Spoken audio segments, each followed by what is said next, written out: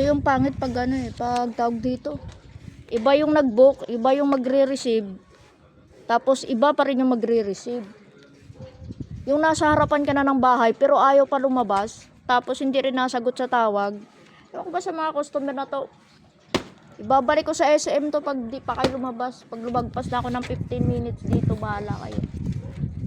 Delivery nyo, kunin nyo sa SM. Ito. SM Hypermarket. Ang kukulit nyo eh.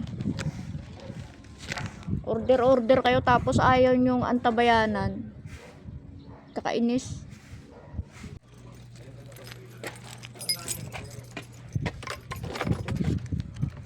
Iwan ko na lang sana sa lamesa eh. Hindi po kayo kalaw. Kaninang alas 9, sorry. Kalaw.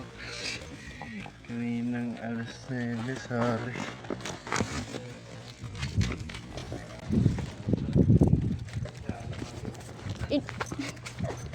Inisip ko naman pag iniwan ko baka mabasa. Okay na po. Okay na. Okay na po. Thank you.